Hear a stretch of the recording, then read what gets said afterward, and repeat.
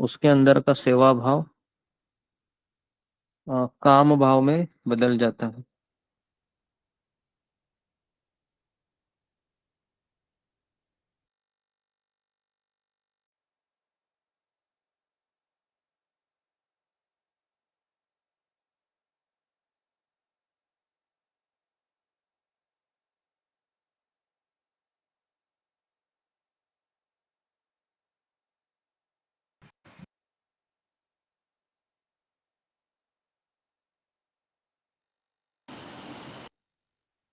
जी, ठीक है। दुरुपयोग का अर्थ क्या है? कौन मुझे बताएगा इसमें दुरुपयोग शब्द का अर्थ क्या हो सकता है? कि आंशिक स्वतंत्रता का दुरुपयोग करने से उसका सेवा भाव काम भाव में बदल जाता है, इसका अर्थ क्या है ये भी समझना जरूरी है। जी, आंशिक स्वतंत्रता का दुरुपयोग। दुरुपयोग का अर्थ क्या है? एक होता है सदुपयोग और दूसरा होता है दुरुपयोग। तो आपको भी मुझे ये बताना है कि अ, जीवात्मा स्वतंत्रता का सदुपयोग कैसे कर सकता है और इसका दुरुपयोग कैसे कर सकता है। जी, अभय यादव। हरे कृष्ण प्रभु जी। तो ये दुरुपयोग का अर्थ है कि मतलब अगर हमें कोई काम अगर किया जा रहा है, किसी चीज की जिम्मेदारी दी जा रही है, तो हम उसको अपने मनमाने ढंग से उसका गलत उपयोग करने लगे। ओके। और पूजा डिमरी।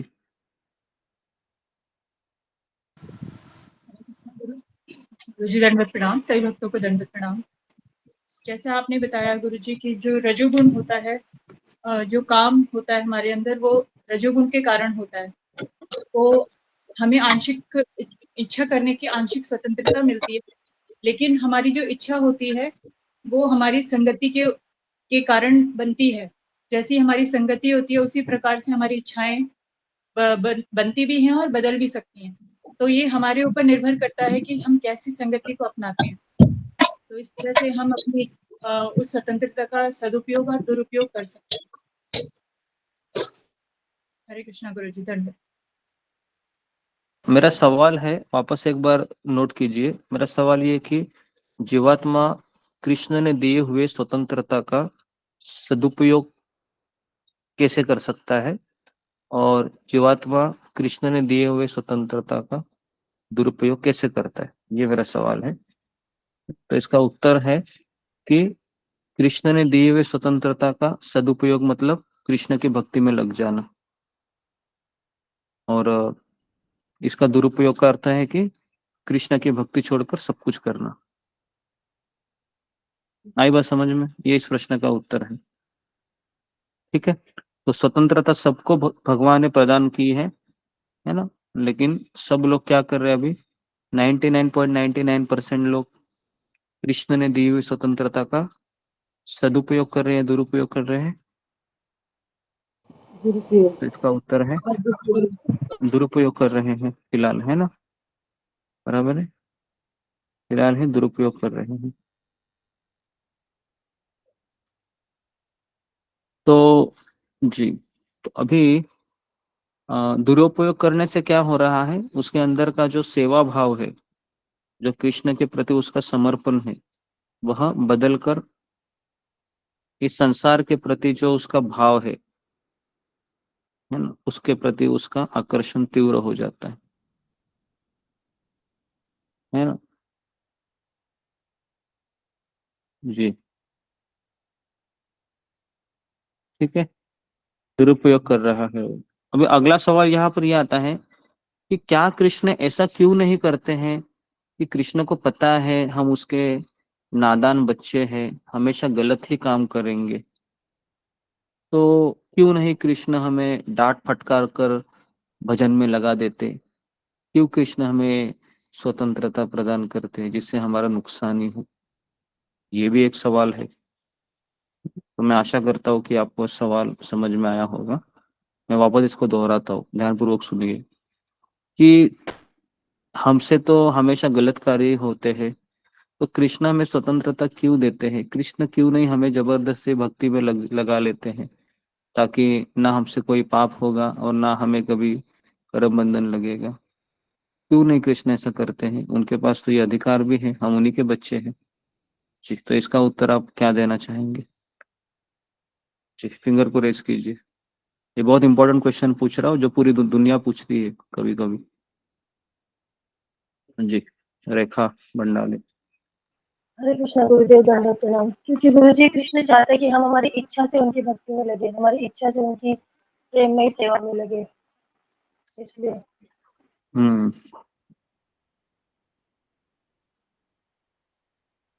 वापस बताओ क्या बोले।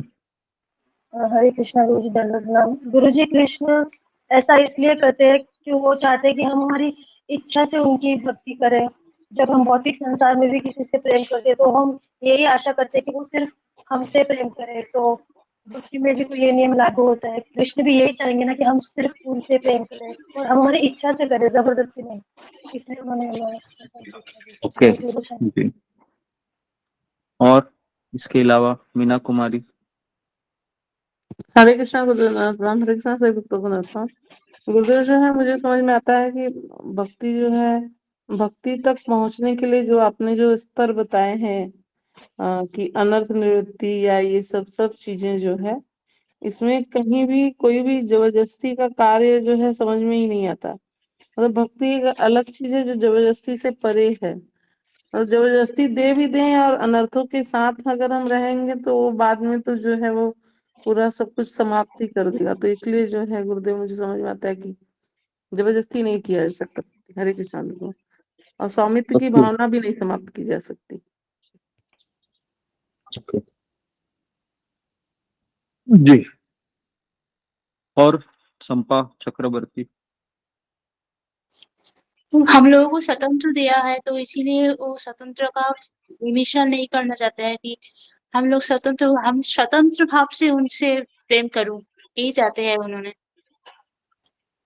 ओके, जी।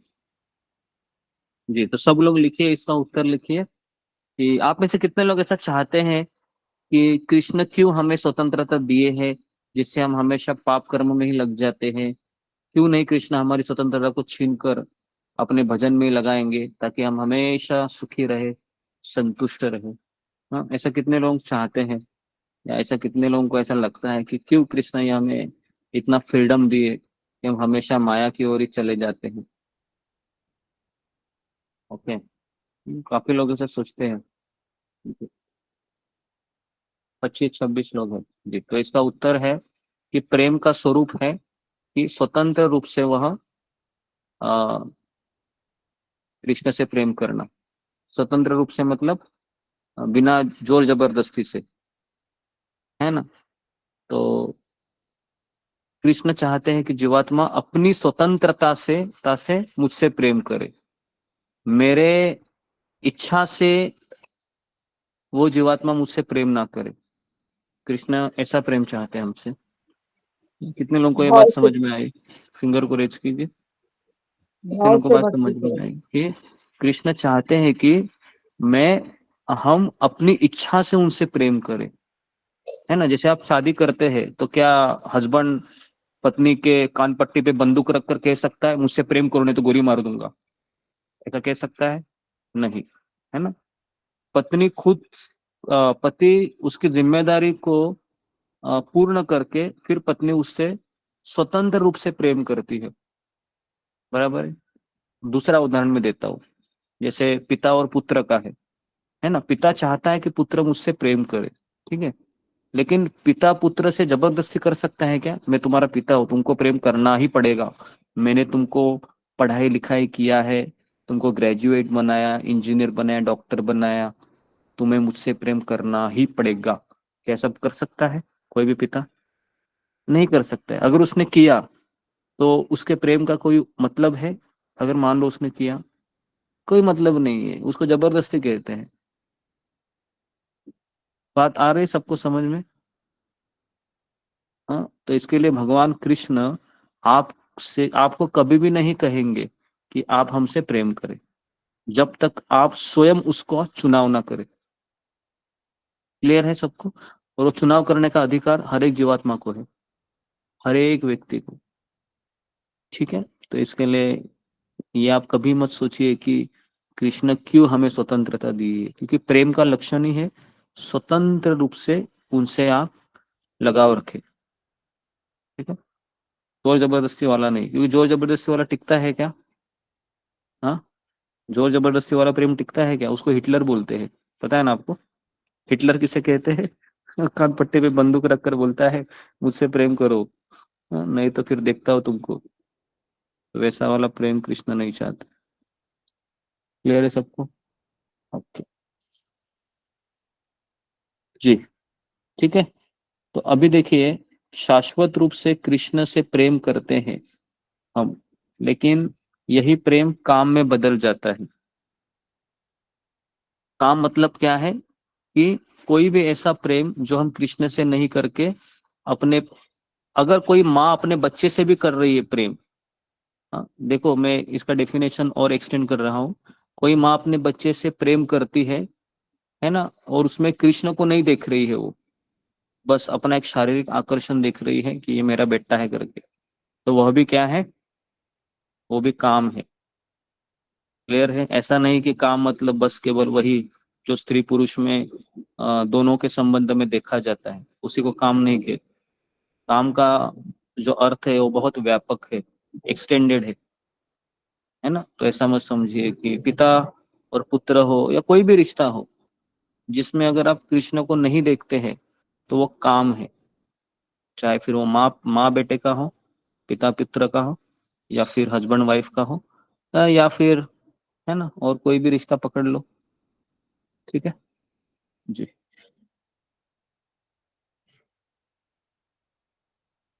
तो इसके लिए जब काम असंतुष्ट रहता है, आगे लिखिए, अगर काम असंतुष्ट रहता है तो क्या आता है? काम असंतुष्ट रहता है तो आते हैं, क्रोध क्रोध आता है, क्रोध बराबर है। हाँ, क्रोध आते हैं। हाँ, क्रोध सबको आता है घर में। घर में देखो 3 लोग रहेंगे, हस्बैंड वाइफ और बच्चा, तीनों भी क्रोधित होते हैं 24 घंटे में, कम से कम एक बार होते ही है ना। कम से कम एक बार तो होते ही हैं। हस्बैंड वाइफ बच्चे, बच्चे भी चिल्लाते हैं आजकल माता पिता के ऊपर, है ना। माँ भी चिल्लाती है, पत्नी पत्नी चिल्लाती है, पति चिल्लाता है। क्यों चिल्लाता है? यही कृष्ण नहीं है संसार में, हाँ, जिसके जीवन में कृष्ण है वो चिल्लाते रहता है। बराबर है ना। लेकिन चिल्लाने से कुछ होता है क्या? चिल्लाने से व्यक्ति थोड़े समय के लिए ठीक है अभी इसकी बात सुनता हूँ मैं, इसकी बात सुनती हूँ, और जैसे ही 5 मिनट 10 मिनट हो गया, वापस वही हाल। ऐसे होता है, वापस 5 मिनट सुनेगा वो आपकी, लेकिन वापस वही हाल। क्यों? क्यों ऐसा होता है? क्योंकि कृष्ण केंद्र में नहीं है, कृष्ण का कोई मतलब ही नहीं। ओके। हम्म। तो अभी अगर किसी को क्रोध आता है तो कौन बताएगा मुझे कि हमें क्रोध का उपयोग हम भगवान की सेवा में कैसे कर सकते हैं, और काम का उपयोग भगवान की सेवा में कैसे कर सकते हैं? इसका जरा मुझे उत्तर बताइए। काम का उपयोग हम भगवान की सेवा में कैसे कर सकते हैं, और क्रोध का उपयोग भगवान की सेवा में कैसे कर सकते हैं? जी, रूबी कुमारी। हरे कृष्णा गुरु जी, धन्यवाद प्रणाम। सही भक्तों को धन्यवाद प्रणाम। गुरु जी, जब हमें क्रोध आता है तो हमें उसका उपयोग जैसे कि हम उन पे निकाल सकते हैं जो भगवान के प्रति या भक्तों के प्रति या गुरु के प्रति कुछ ऐसे शब्द बोलते हैं जो कि हमें नहीं सुनना चाहिए। तो उनके समय उस समय हमें डांट फटकार के निकाल सकते हैं। तो उस समय अपना क्रोध दिखाना चाहिए, वहां चुप नहीं रहना चाहिए। जब हम गुरु के भक्तों के कुछ अनुगुण गुण देखते हैं सुनते हैं तो हमें वहां पर बोलना चाहिए, तब उस वक्त हम ये दिखा सकते हैं। और काम का ओके। जैसे क्रोध है हम्म। जी गुरु जी। बोलो बोलो बोलो बोलो। जब काम होता है तो जैसे कि कहते हैं कि प्रभुपाद जी बोलते हैं बताते हैं कि हम उस वक्त हम ऐसे भक्तों का कर सकते हैं। जैसे बच्चे उत्पन्न करे तो उस बच्चे को हमें भगवान के लिए लगाना चाहिए, बड़ा होके उसको जैसे बनाना चाहिए जो कि वह भक्तों की सेवा करे दूसरे के लिए। ऐसे हम हम्म। उपयोग कर सकते हैं। बोलने में कुछ हम्म। गलती हो क्षमा करें। ओके जी जी। ओके, हो गया। Very good. जी गुरु बहुत जी। अच्छी चीज है कि काम को कैसे प्रयोग कर सकते हैं।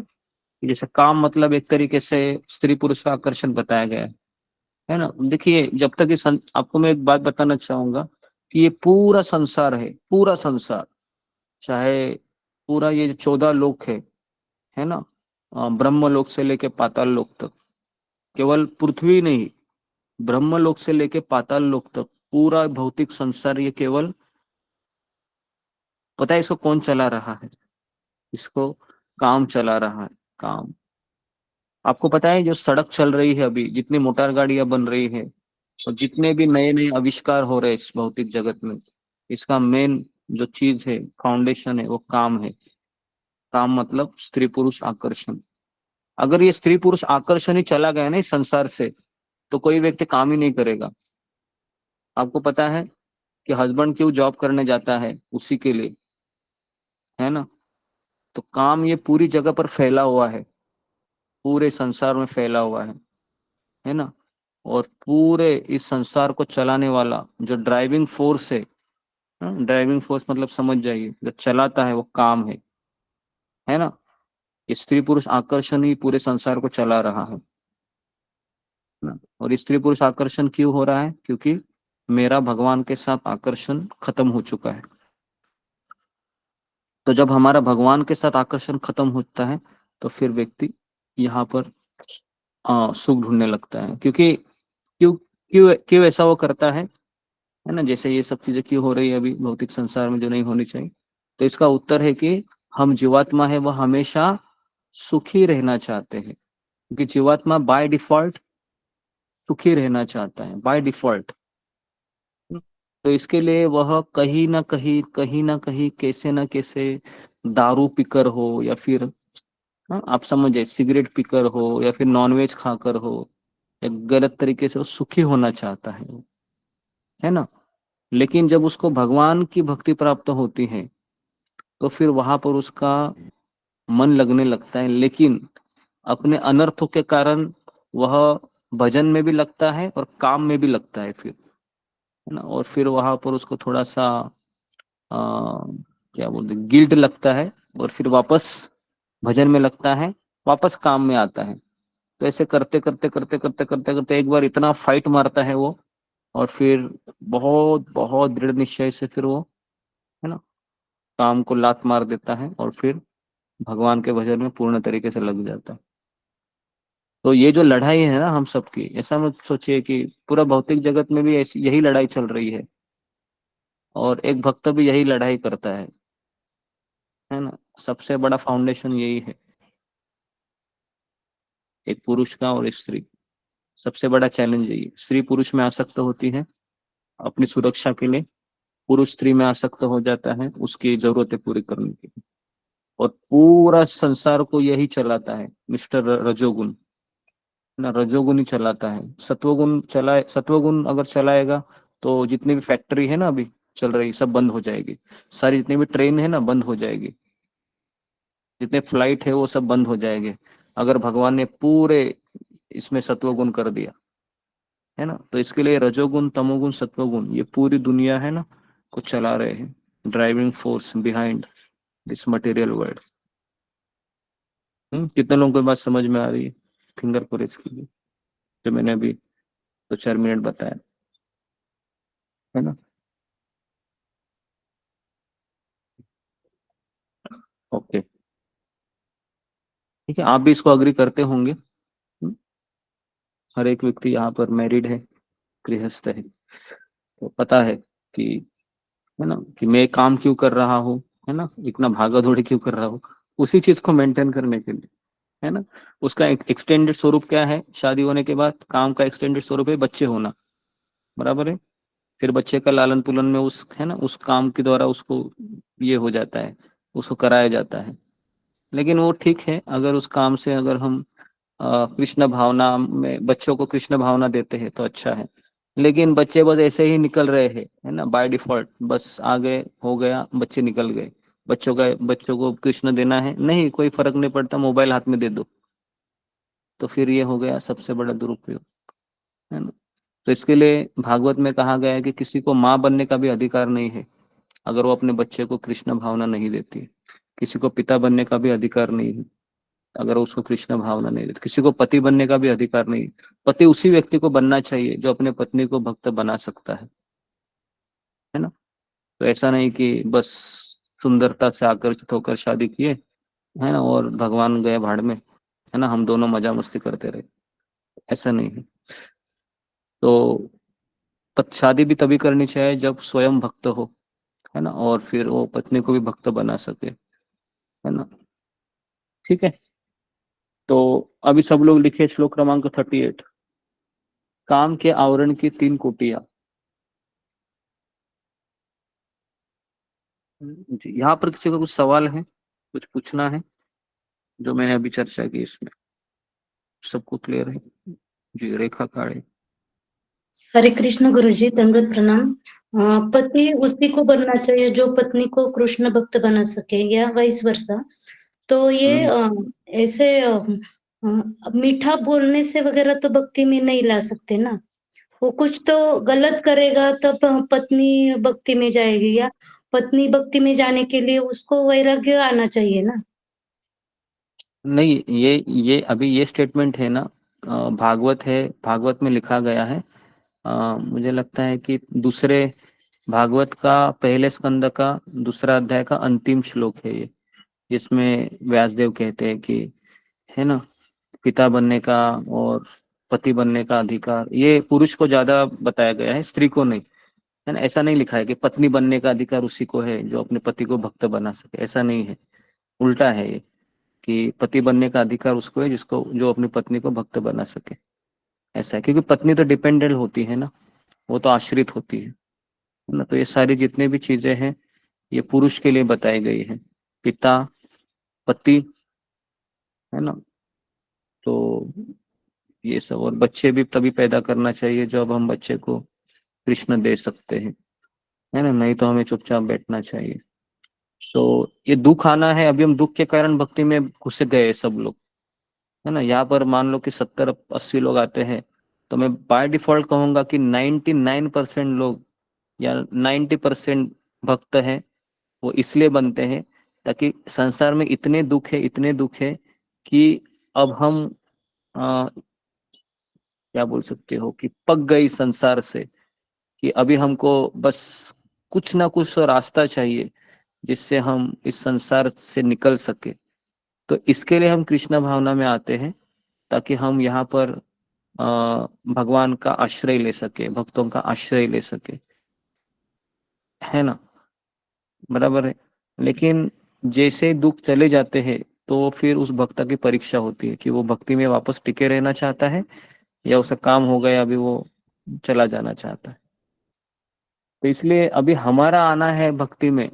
जैसे यहाँ पर भी मैं कह सकता हूँ कि 80-90% भक्त ऐसे हैं कि जो सिंगल हैंडेडली भक्ति कर रहे हैं, है ना। जैसे पति अगर भक्त है तो पत्नी भक्त नहीं है, पत्नी भक्त है तो पति भक्त नहीं है।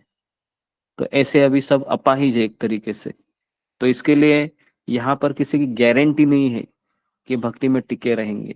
वही भक्त टिका सकता है जिसके हस्बैंड वाइफ दोनों डिवोटी है ना, क्योंकि फिर दोनों में थॉट प्रोसेस भी सेम होता है। अभी यहाँ पर मैक्सिमम लेडीज है वह ऐसे है कि जिनका पति भक्त ही नहीं है, तो ये 6 महीना, 1 साल, 1.5 साल भी रह लेती है कैसे तो, लेकिन बाद में बहुत बड़ा बॉम्ब ब्लास्ट हो जाता है ना, पति से, और फिर वो पत्नी चुपचाप बैठ जाती है और फिर वो सत्संग में आना बंद कर देती है। या फिर पति का भी ऐसे होता है, कुछ कुछ पत्नियों को पति का भक्ति ज्यादा अच्छा नहीं लगता है, तो फिर वो पति को कहती है कि तुम मुझे छोड़कर वृंदावन जाओगे तो मेरा क्या होगा। तो कहती है कि तुमको भक्ति नहीं करना चाहिए, बंद करो ये सत्संग। तो इस तरीके से फिर ये लोग छोड़ के चले ही जाते। तो इसके लिए पार्टनर को भक्त बनाना बहुत जरूरी है ना। या एटलीस्ट उसका ऐसा होना चाहिए कि तुम भक्ति करती रहो, मुझे कोई प्रॉब्लम नहीं है ना। जी। तो इसके लिए बहुत कठिन है इन चीज को, है ना, लॉन्ग टर्म के लिए लेके जाना। ठीक है।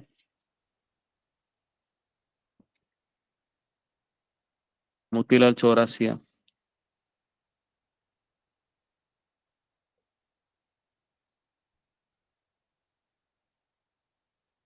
म्यूट है, म्यूट है। म्यूट है आप जी। क्रोध को गुरु जी दंडवत प्रणाम। हाँ क्रोध को कैसे भगवान की सेवा में लगाएं, गुरु जी इसका उत्तर नहीं हाँ, मिला। क्रोध का कैसे लगा सकते हैं, क्योंकि क्रोध तो हमको आएगा ही आएगा, है ना, क्योंकि बिना क्रोधित हुए हम रह नहीं सकते, बराबर है। तो क्रोध को हम तभी प्रकट कर सकते हैं जब कोई निंदा करेगा भक्त की या भगवान की निंदा करेगा, तो उसके ऊपर हम क्रोधित हो सकते हैं। क्रोधित मतलब ऐसे मत हो जाइए, है ना, थोड़ा सा है ना, बैलेंस बैलेंस क्रोध प्रकट कीजिए, क्योंकि निंदा करने वाले हमारे परिवार के ही लोग होते हैं। तो अगर हम उनको ज्यादा गुस्सा हो जाएंगे तो फिर है ना हमारी भक्ति खतरे में भी आ सकती है। तो बैलेंस क्रोध कीजिए कि देखो आप हमारे सत्संग में ये सब कर रहे हैं, मुझे अच्छा नहीं लगता है, आप कृपया करके उनके बारे में अपशब्द मत कहिए, हमें अच्छा नहीं लगता है, नहीं तो हम यहाँ से जा रहे हैं। इतना बोलकर आप शांत हो जाइए, एकदम उनके ऊपर टूट मत पड़िए। तो आपकी ये हिम्मत वो हिम्मत, ऐसा क्यों कर रहे हो वैसा क्यों कर रहे हो, तो फिर झगड़ा होने लगेगा। ठीक है, लेकिन अगर गुरु जी बाहर का ऐसा भी व्यक्ति हो है तो आप उसको चिल्ला सकते हैं, परिवार का नहीं है तो। हाँ बोलिए। ऐसा भी हो सकता है कि वहाँ विवाद न करके वहाँ से हट जाया जाए, हाँ अपने हाँ आप को अपना उतना हाँ, ये भी है कि अगर हमारे पास उतना अधिकार नहीं है तो हम वहां से निकल जाए चुपचाप, है ना, बेडरूम में। लेकिन चुपचाप निकलने से फिर बेडरूम में जाके फिर हम अंदर के अंदर ही फिर चिल्लाने लगते हैं उसको, बराबर है।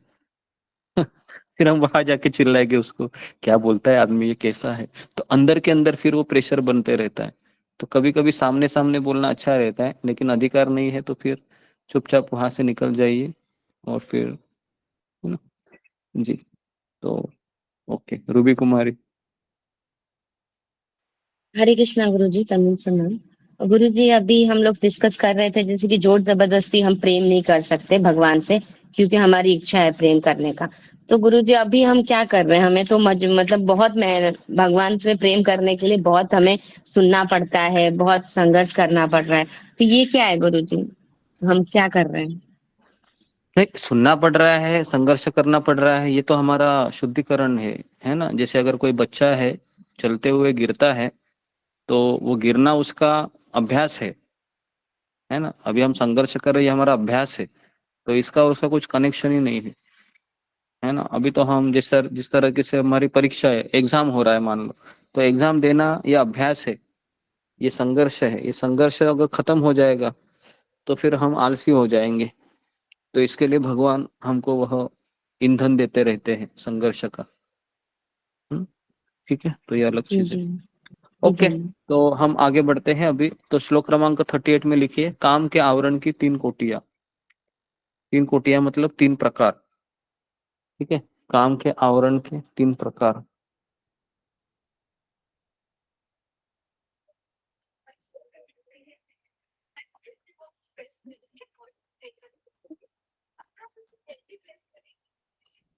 जी, नंबर 1 लिखिए,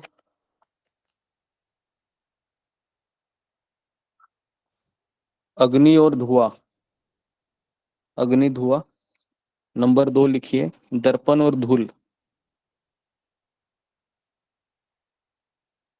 और नंबर 3 लिखिए, भ्रूण भ्रूण और गर्भ। भ्रूण और गर्भ। ठीक है, तो ये एक उदाहरण देके उन्होंने समझाया है, काम की तीन प्रकार की कोटियां है। तो अग्नि और धुआं मतलब मनुष्य में आंशिक रूप से काम वासना होती है। ठीक है, मनुष्य में आंशिक रूप में काम वासना होती है। दर्पण और धूल मतलब जानवरों में मध्यम मध्यम काम वासना होती है। और भ्रूण और गर्भ मतलब वृक्ष वृक्ष में अधिक काम वासना होती है, या जी। ठीक है जी।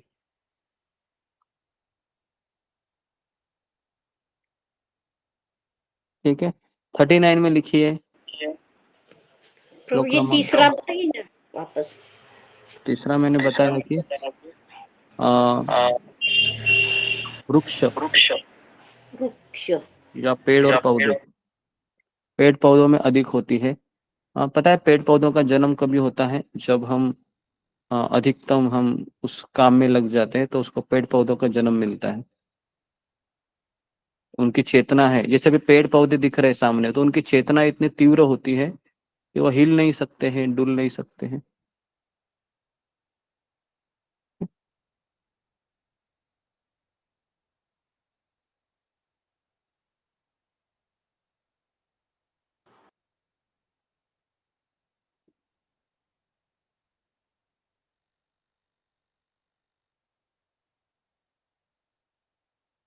ओके, श्लोक क्रमांक 39 लिखिए कि काम कभी संतुष्ट नहीं होता। काम कभी संतुष्ट नहीं होता, लेकिन दुनिया को चलाने वाला काम ही है। काम कभी संतुष्ट नहीं होता, संतुष्ट मतलब सेटिस्फाइड, संतुष्ट नहीं होता है। जिस तरीके से ईंधन को इस तरह से कि अग्नि में घी डालना, अग्नि में घी डालना या अग्नि में तेल डालना, जो भी आप लिख सकते हो। अग्नि में तेल डालना, अग्नि में घी डालना। ओके जी, कितना भी प्रयास करें, है ना, जैसे अगर हम खुजली खुजली खुजाते हैं ऐसे, है ना, जैसे मुझे खुजली आ गई तो मैंने एक बार खुजाई खुजली, तो मुझे थोड़ी सी राहत मिल गई, हाँ अच्छा लग रहा है अभी, है ना, थोड़े समय के लिए अच्छा लग रहा है। लेकिन जो आपने जो खुजाया उसको ना, तो फिर अगली बार दुगनी तीव्रता से खुजली आएगी, और उस समय फिर आप ना नहीं बोल सकते। तो इसके लिए पहली बार जो खुजली आती है उस समय ही ना बोलने में भलाई होती है।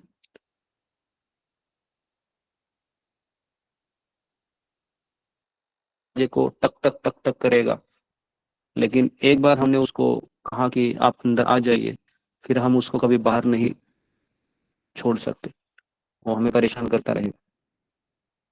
ठीक है, तो अब ये काम के 3 निवास स्थान लिखिए। श्लोक क्रमांक 40।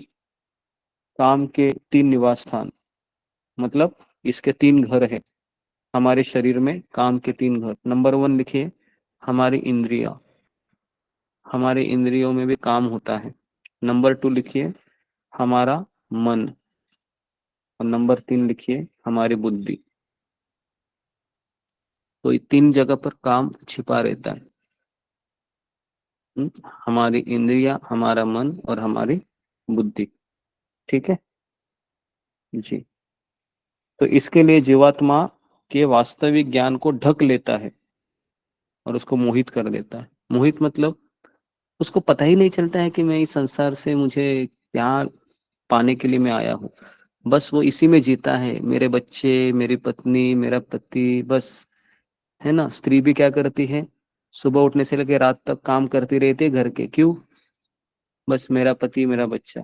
पति भी दिन रात काम में लगा रहता है, क्यों, घर के बाहर के कामों में, ताकि पैसे मिले और फैमिली को मेंटेन करे। इसके आगे वो सोच ही नहीं पाता है, इसके आगे वो सोच नहीं पाता है। वो सोचता है मेरे जीवन का लक्ष्य क्या है, मेरे बच्चों को एजुकेशन करना, उनका नौकरी दिलाना, उनका शादी कराना, और फिर उनके पोतों को, है ना, संभालते रख के मर जाना। इसके आगे को सोच ही नहीं पाता। तो इसके लिए वो जो काम है वो क्या करता है, वास्तविक ज्ञान को ढक लेता है।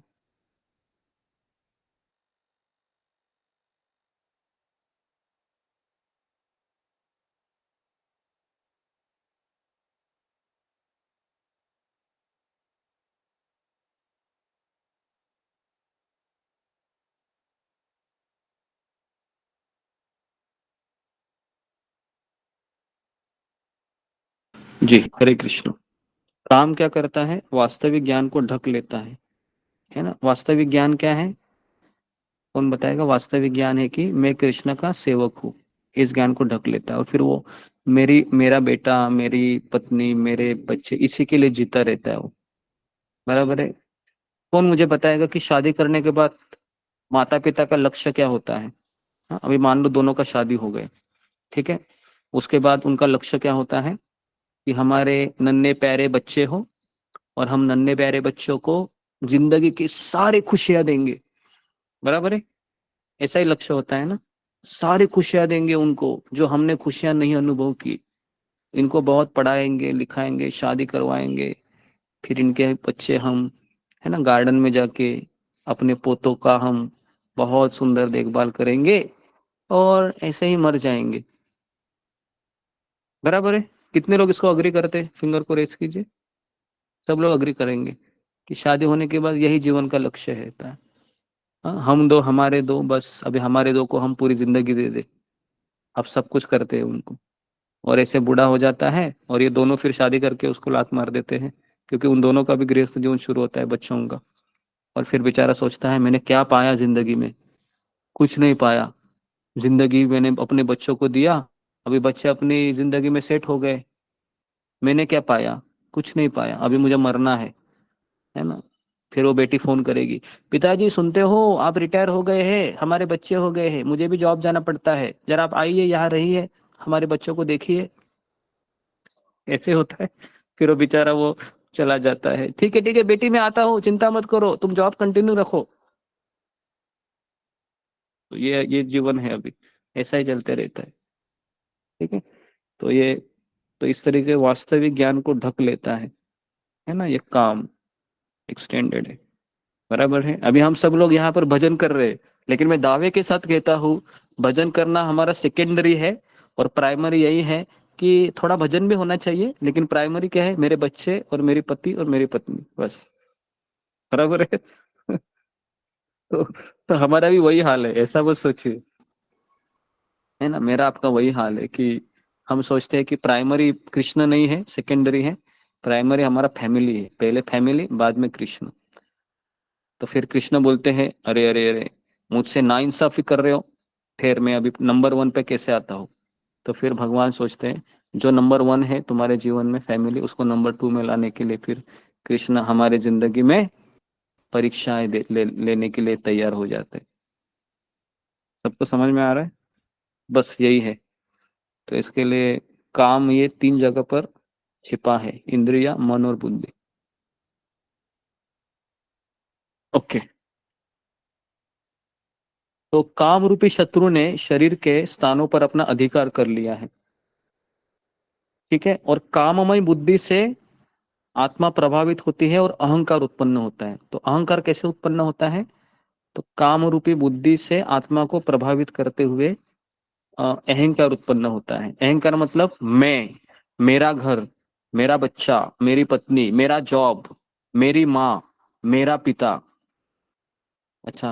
और दुनिया, दुनिया गई भाड़ में, मुझे क्या करना है दुनिया का? इसको कहते हैं अहंकार। ठीक है? अहंकार, दुनिया गई तेल लगाने, मुझे क्या करना है। और कभी कभी ये अहंकार हमारी भक्ति में भी प्रवेश करता है। मेरी भक्ति, मेरी 16 माला, मेरा सत्संग, मेरी सेवा, बस। दूसरे वैष्णव के प्रति कोई आदर नहीं, दूसरे वैष्णव को मदद नहीं करेंगे हम। ये भी एक अहंकार है। ठीक है। तो हमें एक वैष्णव मतलब वो दूसरों के लिए एक्सटेंड होता है, अपनी भक्ति भी करता है लेकिन दूसरों के लिए एक्सटेंड होता है, बस। तो ओके।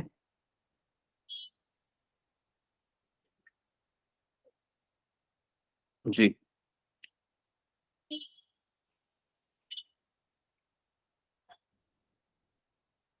नेक्स्ट।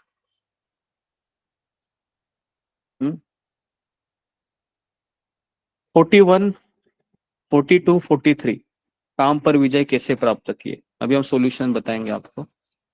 41, 42, 43 कृष्ण बताएंगे काम पर कैसे विजय प्राप्त करेंगे। विजय प्राप्त करना तो कठिन है, भले ही कृष्ण बता रहे हैं, लेकिन कृष्ण क्या बताते सुनिए। प्रारंभ में इंद्रियों को वश में करो और ज्ञान तथा आत्म साक्षात्कार के इस विनाशकर्ता का वध करो।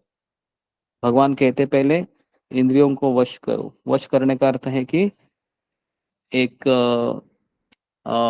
सीमित या एक लाइफस्टाइल को अपनाइए। जैसे सुबह माला कीजिए, 16 सत्संग कीजिए, सेवा कीजिए, और अपने पूरी दिनचर्या को ऐसे बनाइए ताकि मेरा मन उत्तेजित ना हो। मन उत्तेजित होने से ही सब होता है। उत्तेजित हो गया मन आपका, है ना, जैसे मान लो अभी अचानक आप बैठे ऐसे और अचानक आपके मन में विचार आ गया कि आ, बहुत दिन हुए हम वो जगह गए नहीं जहां पर हम बहुत पहले जाया करते थे, है ना? बराबर है। और फिर जैसे मन में विचार आ गया और फिर हम उसके अनुसार कार्य करके फिर हम और नीचे गिर सकते हैं। तो इसके लिए भगवान कहते हैं कि पहले इंद्रियों को वश करो और ज्ञान तथा आत्म साक्षात्कार के इस विनाशकर्ता का वध करो।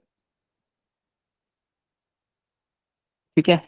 तो इंद्रियों को नियंत्रित करना भले ही कठिन हो, लेकिन अन्य वस्तुओं जैसे मन और बुद्धि की अपेक्षा उन्हें नियंत्रित करना आसान है। मन को नियंत्रित करना कठिन है। तो ये अगला सवाल लिखिए, मन और इंद्रियों को नियंत्रित करने में से किसको नियंत्रित करना आसान है?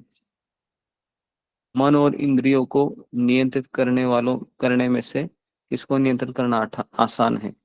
तो इसका उत्तर लिखिए, इंद्रियों को नियंत्रित करना आसान है। कैसे? तो इंद्रियों को भगवान की सेवा में लगाइए। कैसे? आंखों से भगवान का दर्शन कीजिए, कानों से भगवान की कथा सुनिए, नाक से भगवान को अर्पण किए फूलों का सुगंध लीजिए, पैर से भगवान के मंदिर जाने के लिए उसका उपयोग कीजिए, हाथ से भगवान के भक्तों की सेवा कीजिए, मुंह से भगवान के, है ना, भगवान के श्लोकों को पढ़िए या भगवान की कथा बोलिए, जीवा से भगवान को अर्पण किए प्रसाद को ग्रहण कीजिए। ये सब चीजें हम कर सकते हैं? क्या हम ये सब चीजें कर सकते हैं? क्या ये आसान नहीं है? बहुत आसान है। बराबर है, बहुत आसान है। ठीक है। हाँ, लेकिन जैसे आप बाहर गए, है ना, और अगर आपने गर्मा गर्म जिलेबी देखी होटल में और फिर मन ने उकसाया, अरे भाई कितना प्रसाद खाएगा तुम, अरे 365 दिन में से एक बार तो जिलेबी खा लो बाहर की, या वड़ा पाव खा लो, या फिर सैंडविच खा लो। कितने लोगों का मन बोलता है ऐसे? आप लोगों को फिंगर को रेज कीजिए बाहर जाने के बाद। बोलता है ऐसे? ओके, बहुत लोगों का बोलता है। क्या करना चाहिए? गोलगप्पे खाना चाहिए या फिर अ, जिलेबी, सैंडविच, या फिर मंचूरियन, या फिर अभी नई नई चीज आ गए हैं, है ना, एक मोमो करके भी है, कुछ तो आ गए हैं नई नई चीज। बराबर है जी। क्या करते हैं आप लोग? जाते हैं उनके पास, है ना, चलो भाई गुरुजी भी नहीं है, कोई प्रवचन नहीं है अभी, है ना, मैं ही हूँ, कोई मुझे देख नहीं रहा है, चलो जाते, किसी को पता ही नहीं चलेगा। कैसे मन में विचार आता है? आता भी होगा ना मन में विचार, कोई नहीं है, खा लो भाई, क्या खाना चाहिए, खा लेते हैं। भगवान भगवान बोलेंगे कि चलो एक बार ही तो खा रहे हैं, एडजस्ट कर लेना कृष्ण। या फिर खाते हैं, 2-4 माला एक्स्ट्रा करेंगे जाके घर पे। ऐसा कृष्ण के साथ बिजनेस डील करते हैं, है ना, बिजनेस डील पता है आपको? बाहर का खाएंगे और 4 माला एक्स्ट्रा करेंगे, बिजनेस डील कृष्ण के साथ। तो क्या चलेगा ऐसे? नहीं, चलेगा, नहीं चलेगा जी। तो ऐसा नहीं चलेगा। ठीक है। ओके। आखिरी श्लोक, नहीं, 42 में लिखा हुआ है कि आ, लिखिए, पदार्थ के ऊपर इंद्रियां हैं, इंद्रियों के ऊपर मन है, मन के ऊपर बुद्धि है, बुद्धि के ऊपर अहंकार है, अहंकार के ऊपर आत्मा है, और आत्मा के ऊपर परमात्मा है।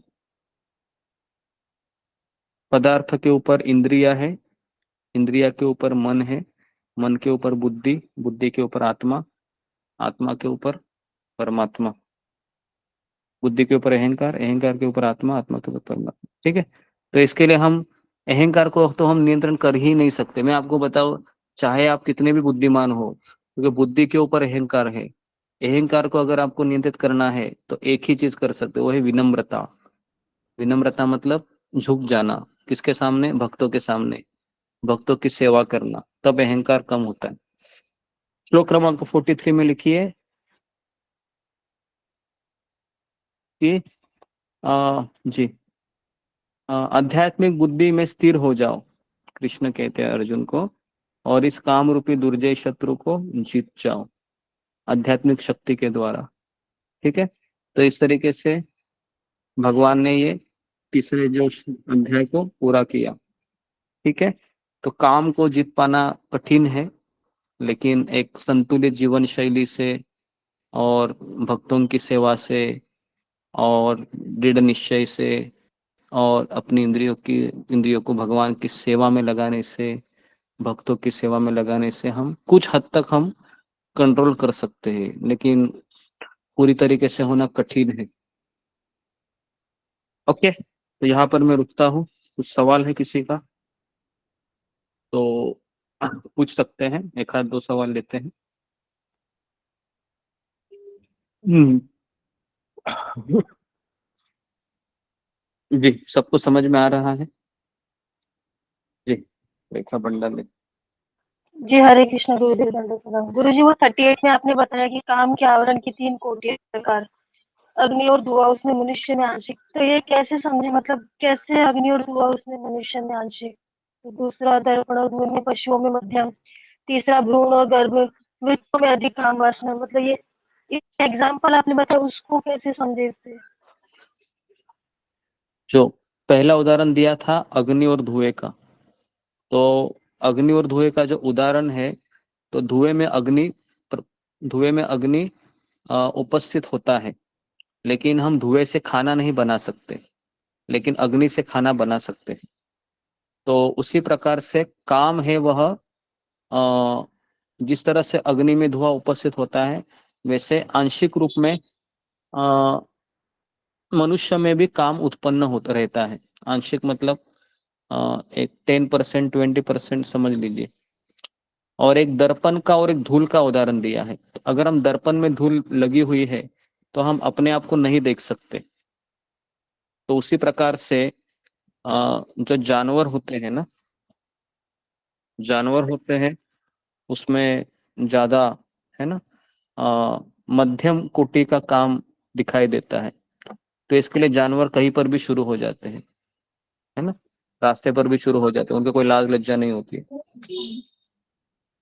और तीसरा है, वह है भ्रीण और गर्भ का। जिस तरह से गर्भ में भ्रीण होता है तो हिल डुल नहीं सकता, है ना, ट्रैप होता है वो गर्भाशय में। तो ये होता है कि प्रबल काम, तो वृक्ष होते हैं उनमें प्रबल काम वासना हो रहती है, तो इसके लिए वृक्ष का उदाहरण दिया गया है। ये केवल एक, इसको एनोलॉजी कहते हैं। एनोलॉजी मतलब एक उदाहरण देकर उस चीज को स्पष्ट किया गया है कि 3 प्रकार की कोटियां होती है। एक होती है आंशिक, जो मनुष्य में काम पाया जाता है ना। दूसरा है कि मध्यम जानवरों में, और प्रबल है वृक्ष में, पेड़ पौधों में। और किसी का कुछ प्रश्न है? ओके, तो हम यहाँ पर रुकते हैं। तो आप सबका बहुत बहुत धन्यवाद। शिल प्रभुपाद की जय, गुरुदेव की जय, भगवद गीता की जय। हरे हरे कृष्ण। कृष्णा गुरुदेव गुरुदेव दंडवत प्रणाम। स्वामी माता हरे कृष्ण धन्यवाद सब भक्तों को धन्यवाद प्रणाम। हरे कृष्णा।